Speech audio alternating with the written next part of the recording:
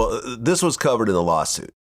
According to her words, she said in the car leaving the club, Diddy beat her, pushed her into a corner of the vehicle, and stomped on her face. Diddy's security, Roger Bonds, you're actually named in the lawsuit, tried to stop the beating but was unable to de-escalate the situation.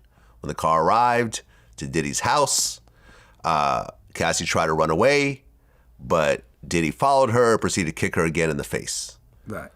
Cassie was bleeding profusely and was ushered into his house where she began to throw up from the violent attack.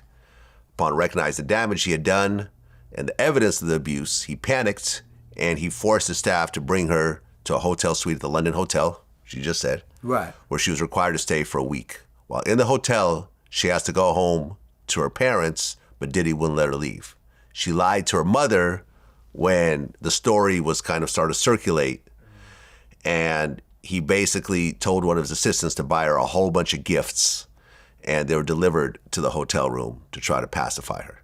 Right. So the stories pretty much match up. Exactly. So everything I just described is what I'm saying. Is what you're saying. Because it's true. Okay. Did you actually see her at the London Hotel? Yes. And I would go and check on her. You would go and check on her? I would go and check on her. And you described she had a black eye.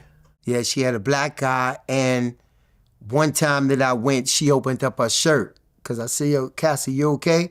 And she was just looking at me. She looked at me like, I looked at her like a daughter at this particular time. But you had to be really careful with Cassie because if you talk to her while she's alone, she'll tell you one thing. But it was like she was so scared of Diddy that when she got alone with Diddy, she would actually tell him that she was talking to you.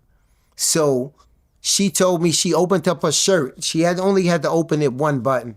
And she opened up her shirt and she had a purple bruises all over her chest. And she just started crying. Right. I guess you said that she was worried that it might be more serious, like her ribs were broken. Right. But he had some doctors go check on her. He didn't want to see her and he didn't want her around the house because he didn't want to face what he did to her. He didn't want people asking questions about what happened.